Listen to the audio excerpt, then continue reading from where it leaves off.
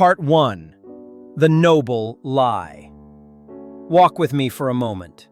I want you to close your eyes and imagine you are standing in a field in Virginia. The air is cold. The sky is a heavy steel gray. A light rain is falling, tapping against the fabric of your coat.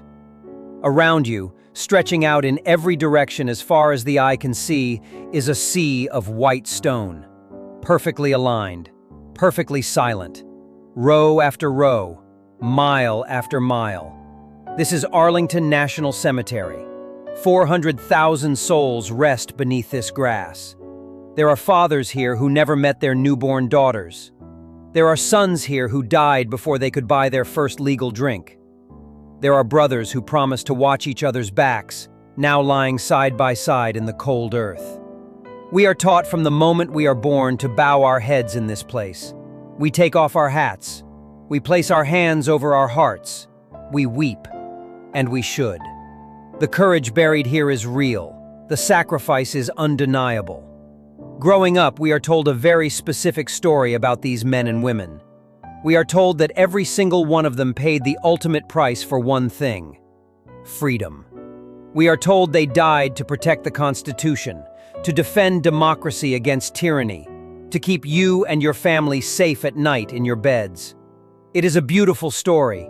It is a noble story. It brings comfort to the grieving mothers and the widows who are left behind. But what if I told you that is not the whole story? What if I told you that for the last 100 years, the narrative of freedom has been used as a mask? What if I told you that many of the men lying here did not die for the American flag? They died for a corporate ledger. They did not die to protect your liberty. They died to protect a profit margin. I know how that sounds. It sounds disrespectful. It sounds like a conspiracy theory born in a dark corner of the internet. If I said it, you should ignore me. But I am not the one saying it. In 1935, a man named Smedley Darlington Butler sat down to write a small book that would shake the foundations of the American military. Butler was not a hippie. He was not a protester. He was not a politician trying to win votes. Smedley Butler was a Major General in the United States Marine Corps. At the time of his death, he was the most decorated Marine in American history. He had 2 Medals of Honor. 2. Most soldiers dream of earning just 1. He was a true warrior, a patriot who bled for this country on 3 different continents. He was the ultimate insider. He knew how the machine worked because he was a cog in that machine for 33 years. And do you know what he said when he looked back on his career? He didn't talk about glory. He didn't talk about honor. He said 3 words that every American should have tattooed on their mind. War is a racket. Listen to his own words. Listen closely. He wrote, "I spent 33 years and 4 months in active military service. And during that period, I spent most of my time being a high-class muscle man for big business, for Wall Street and the bankers. In short, I was a racketeer for capitalism." He went on, "I helped make Mexico and especially Tampico safe for American oil interests in 1914. I helped make Haiti and Cuba a decent place for the national Citibank boys to collect revenues in. I helped in the raping of half a dozen Central American republics for the benefit of Wall Street. I helped purify Nicaragua for the international banking house of Brown Brothers in 1902. I brought light to the Dominican Republic for the American sugar interests in 1916. I helped make Honduras right for the American fruit companies in 1903. In China in 1927, I helped see to it that Standard Oil went on its way unmolested. Looking back on it, I might have given Al Capone a few hints. The best he could do was operate his racket in 3 districts. I operated on 3 continents. Think about that. Compare those words from a decorated general to the speeches you hear from politicians on the 4th of July. The politicians talk about liberty. The general talks about sugar, about fruit, about oil, about banks. It is a hard pill to swallow, I know. We want to believe the myth. We desperately want to believe that when we send our boys overseas, into the mud and the fire, it is because there is a bad guy who hates our freedom. But history, real history, tells a different story. It tells a story of economics, of resources, of cold, hard cash. They tell you it is about human rights, but you do not invade a country for human rights if they do not have something you want. If a country has no oil, no lithium, no strategic position, dictators can kill their own people all day long, and America will not send a single soldier. But if there is oil under the sand, if there are bananas in the jungle, if there are microchips in the factories, then the Marines arrive. In the next 30 minutes, we are going to do something the mainstream media will never do. We are going to stop listening to the speeches, and we are going to start looking at the receipts. We are going to follow the money. We will travel back to the 19th century to see how the British Empire turned itself into the world's largest drug cartel just to balance a trade deficit. We will go to the jungles of Guatemala, where the CIA overthrew a democratically elected government not to fight communism, but to keep the price of bananas cheap for a fruit company in Boston. We will look at the Middle East, at the oil, at the petrodollar, and answer the question, why have we really been at war in the desert for 30 years? And finally, we will look forward to the tiny island of Taiwan and ask, are we about to send your grandsons to die for a microchip? General Eisenhower warned us about the military-industrial complex. We did not listen. Now the bill has come due. This is not a story about battlefield tactics. This is a story about the price of blood. Welcome to Fiscal Folklore. Let us begin.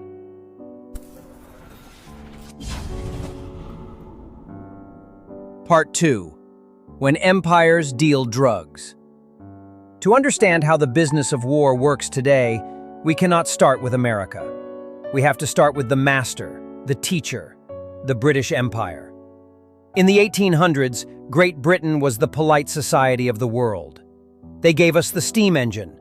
They gave us the suit and tie. They spoke of civilization, law, and order. But behind the teacups and the stiff upper lips, the British Empire was running the largest, most ruthless state-sponsored drug operation in human history. Here is the economic problem they faced. Britain was addicted to tea. Every year, they bought millions of pounds of tea, silk, and porcelain from China. The British public could not get enough of it. But China did not want anything Britain had to sell. China was self-sufficient. They looked at British wool and British clocks and said, "No thank you, we have everything we need." So, Britain had to pay for all that tea with silver. Tons and tons of silver were flowing out of the Bank of England and into the treasuries of Beijing. London was facing a massive trade deficit. They were bleeding wealth. The empire was facing a financial crisis. So the geniuses in London came up with a solution, a way to get their silver back. If the Chinese will not buy our manufactured goods, we will sell them something they cannot refuse. We will sell them addiction, opium. The British East India Company began growing vast fields of poppies in their colony in India. They processed it into highly addictive opium chests, and then they shipped it to the coast of China. They worked with smugglers. They bribed local officials. They pushed the drug into the Chinese cities. It worked better than they could have imagined. Within a few years, millions of Chinese men were addicted. The social fabric of China began to rot from the inside out. Families were destroyed. The workforce was paralyzed. And the silver? The silver stopped flowing into China. Instead, it started flowing out. Fast. Back to London. The trade deficit was fixed. The British economy was saved. But the cost was the destruction of a civilization. In 1839, the Chinese emperor finally had enough. He sent a man named Lin Zexu to stop the trade. Commissioner Lin was a man of integrity. He surrounded the British factories. He seized over 20,000 chests of opium, and he destroyed them. He burned them in the sea. He then wrote a famous letter to Queen Victoria. It is one of the most heartbreaking documents in history.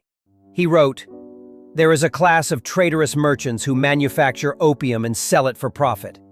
We have heard that in your own country opium is prohibited with the utmost strictness. Since it is not permitted to do harm to your own country, then even less should you let it be passed on to the harm of other countries." It was a plea for morality. a plea to the Christian values Britain claimed to hold. And how did the civilized British Empire respond? Did they apologize? Did they respect the laws of a sovereign nation? No. They sent the Royal Navy. They sent the Nemesis, the first ironclad warship in Asia. They used their superior technology to bombard Chinese ports. They slaughtered Chinese soldiers who were fighting with spears and matchlocks. They sailed up the Yangtze River and threatened to shell the capital. And here is the most cynical part. The part that sounds exactly like the news today. They did not call it a drug war. They did not tell the British public, "We are killing these people so we can sell heroin." No. They called it a war for free trade. They told the people back home that China was being backward, that China was disrespecting international commerce, that they were fighting to defend national honor and open markets. It was a lie. A noble lie used to cover a dirty business. Britain won the war. Of course they did. They forced China to sign the Treaty of Nanking. They forced China to pay $21 million in reparations. China had to pay for the opium that was destroyed.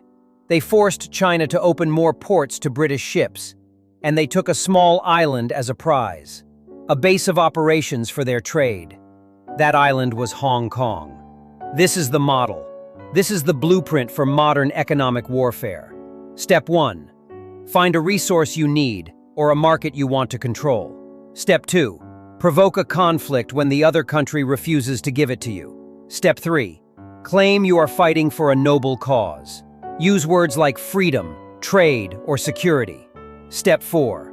Use your superior military to crush the opposition. Step 5. Write the peace treaty to guarantee your profit forever. The British perfected this model with opium. But in the 20th century, the United States would take this blueprint and apply it to a new continent and a new product. We traded the poppy fields of India for the jungles of Central America. And if you think a drug war is dirty, wait until you hear what we did for a breakfast topping. Let us talk about bananas. Part 3. Blood for bananas. You have heard the term banana republic. Today we use it to describe a corrupt, unstable country, or maybe just a clothing store in the mall. But the origin of that word is not funny. It is soaked in blood. In the 1950s, the United States traded the poppy fields of Asia for the jungles of Central America. The target was not a drug, it was a fruit. There was a company called United Fruit. Today you know them as Chiquita. Yes, the ones with the happy blue sticker. But back then they were known by a different name. El Pulpo, the octopus. Because their tentacles were everywhere. United Fruit controlled everything in Central America. They owned the railroads, they owned the telegraph lines, they owned the only ports, and most importantly, they owned the land. In the nation of Guatemala, United Fruit owned 42% of all the land in the country, and they paid zero tax on it. Then, something happened that terrified the executives in Boston. Guatemala elected a new president, Jacobo Arbenz. Arbenz was not a communist revolutionary. He was a democratic reformer. He looked at his country and saw that the people were starving while a foreign corporation left vast amounts of soil unused. So he passed a law, Decree 900. The government would buy the unused land from United Fruit and give it back to the poor farmers. He offered to pay the company the exact value they had declared on their tax returns. This was fair, but United Fruit was furious. They had been lying on their taxes for years, undervaluing the land to pay nothing to the Guatemalan government. Now that lie was costing them millions.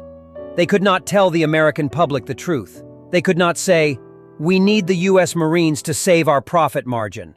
So they hired a man named Edward Bernays. You need to know who this man was, because his fingerprints are on your mind right now. Bernays was the nephew of Sigmund Freud, the father of psychology. While Freud used psychology to try and understand people, Bernays used it to control them. He is the father of public relations. Years before the Guatemala crisis, Bernays had pulled off the greatest trick in marketing history. The tobacco companies had hired him because women were not smoking. It was considered taboo. Bernays did not advertise cigarettes. That is too simple. He staged a protest at the Easter Day parade in New York City. He hired debutantes to hide cigarettes under their skirts.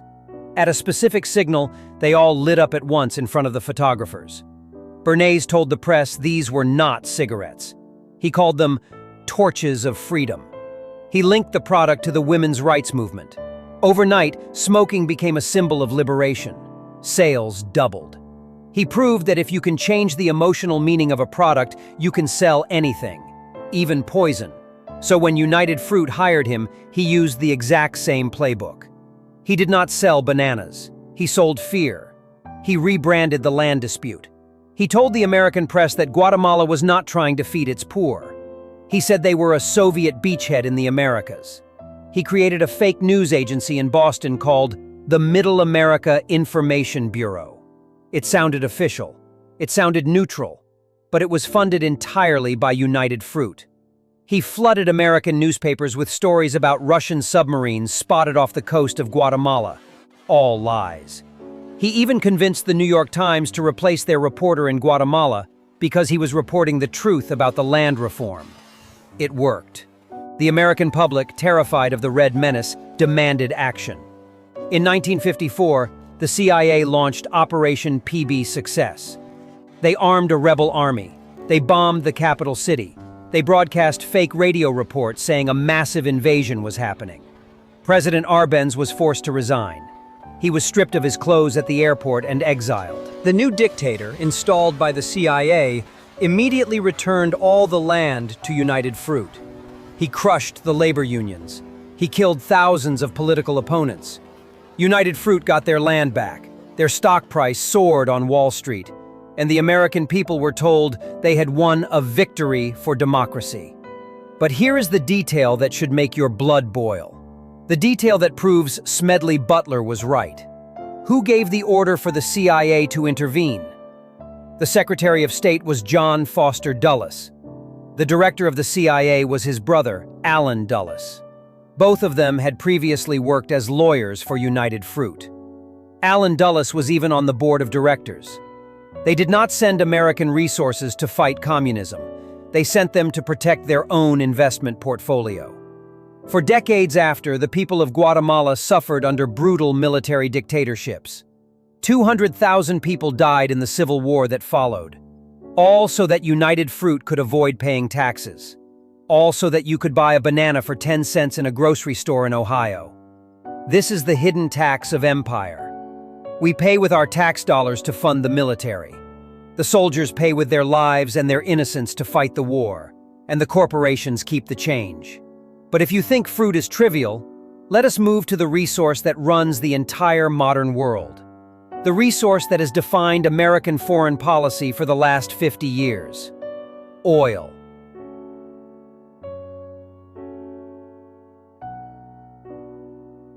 Part 4. The Devil's Deal. Bananas are one thing, but now we must talk about the blood of the modern world. Oil. To understand the last 30 years of American warfare, you do not need a map of terrorist cells. You do not need to listen to the speeches about weapons of mass destruction. You need a chart of the US dollar. To understand why we have been at war in the desert for a generation, we have to go back to a specific day. February 14th, 1945. World War II is ending. President Franklin D. Roosevelt is dying. He is frail. He is exhausted. But he does not go home to rest. Instead, he travels to the Great Bitter Lake in the Suez Canal. He boards a heavy cruiser, the USS Quincy. And there, he waits for a king. King Abdulaziz of Saudi Arabia. The king arrived on the deck of the American warship with an entourage of 48 servants, a personal fortune teller, and a herd of live sheep for slaughter, because he would only eat fresh meat. It was a clash of two worlds, the modern American empire and the ancient desert kingdom. Roosevelt and the king sat on the deck for 5 hours. They did not discuss democracy. They did not discuss women's rights. They knew they had nothing in common morally. They discussed only one thing: security for oil.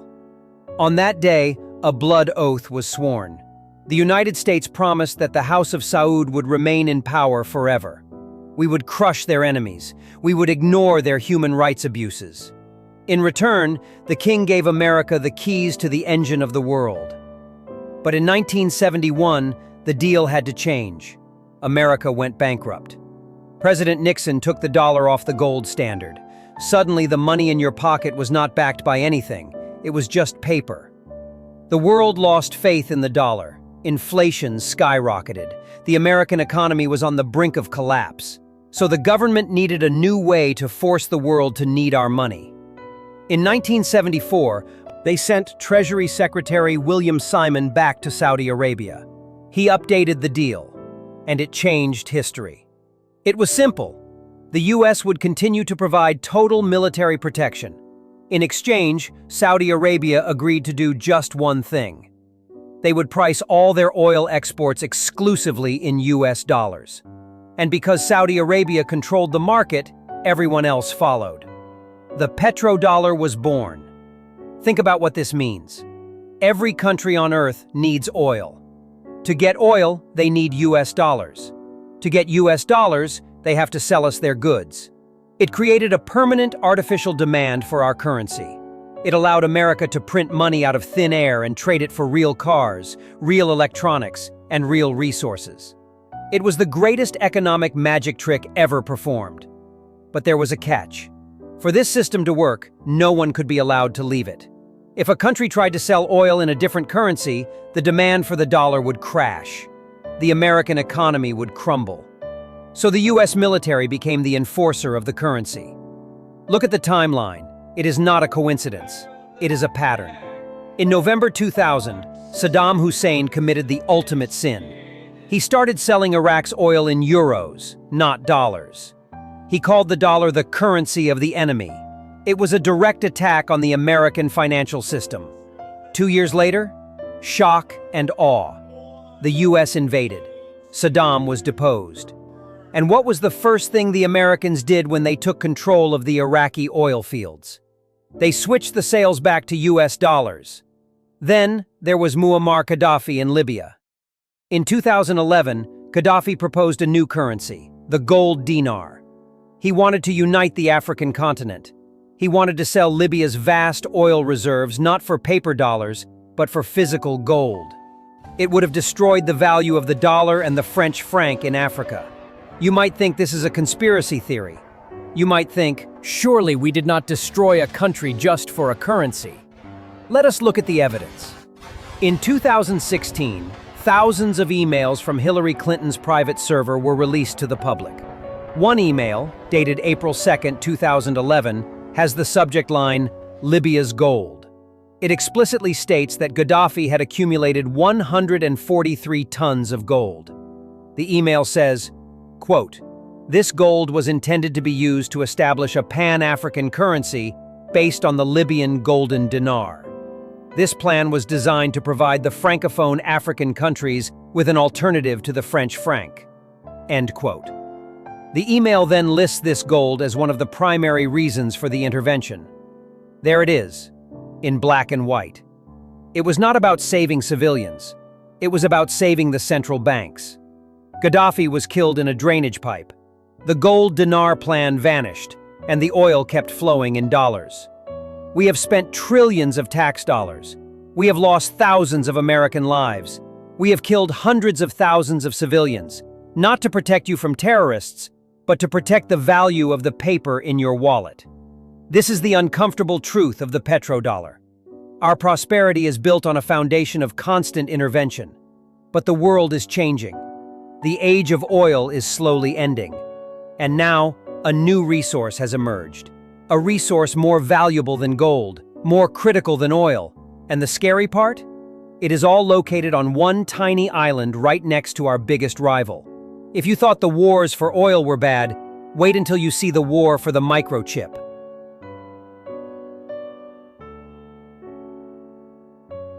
Part 5. The Silicon Shield. We have fought for drugs. We have fought for fruit. We have fought for oil. But the next war, the war your children or grandchildren might fight, will not be about any of those things. It will be about sand.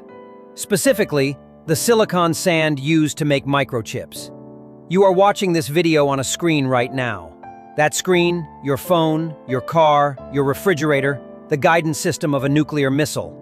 They all run on one thing: advanced semiconductors. And here is the terrifying economic bottleneck that keeps Pentagon generals awake at night. Right now, there is one tiny island that holds the global economy hostage: Taiwan. On this island sits a company called TSMC, Taiwan Semiconductor Manufacturing Company. They are not just a factory. They are the single most important building on planet Earth. They manufacture 90% of the world's most advanced microchips. Think about that. 90%. It is a monopoly that makes the oil cartels look like amateurs. If that one factory stops running, the world stops. No new iPhones, no new cars, no new servers for Wall Street, no new medical equipment. The global economy would enter a depression that would make 1929 look like a mild Tuesday. This is why tensions are rising in the Pacific. Politicians will give you the speeches. They will tell you we need to defend Taiwan because we love democracy, because we stand with free people against authoritarianism. But ask yourself this: if Taiwan produced nothing but bananas, would we be sending aircraft carrier strike groups to the Taiwan Strait? Would we be risking World War III with China for a fruit shipment? Probably not. We are there because of the silicon shield. The United States cannot allow China to control the chip supply, and China cannot allow the United States to choke off their access to the future. It is the same old story. It is the same old ledger, just a new line item. General Smedley Butler warned us about this nearly 100 years ago. He saw that the flag follows the dollar. He saw that wherever there is a profit to be made, the Marines will be sent to secure it. Conclusion: the ledger of blood. So where does this leave us? I want you to go back to that field in Arlington. I want you to stand among the white stones again. When you see a young soldier hugging his family goodbye at the airport, heading off to a deployment in a country most people cannot find on a map, you should feel pride. Their courage is real. Their sacrifice is real. They are the best of us. But you should also feel anger. You should feel a righteous, burning anger, because their patriotism is being used as a currency. Their willingness to die for you is being traded on the stock market. War is not a force of nature. It is not an accident like an earthquake or a hurricane. War is a business model. The British Empire knew it when they pushed opium. United Fruit knew it when they toppled a democracy for bananas. The defense contractors know it every time they lobby for a new conflict. And as long as war is profitable, there will always be another enemy, another crisis, another reason to send the poor to die for the rich. General Butler gave us the solution, but it is a hard one. He said there is only one way to stop this racket. Take the profit out of war. Make the executives pay the same price as the soldiers. Until then, we must be vigilant. The next time you hear the drums of war beating on the news, the next time a politician tells you we must invade a country to save the world, do not just look at the flag. Look at the ledger. Follow the money. And ask yourself, is this really for freedom? Or is this just the price of blood? This is Fiscal Folklore. Thank you for watching.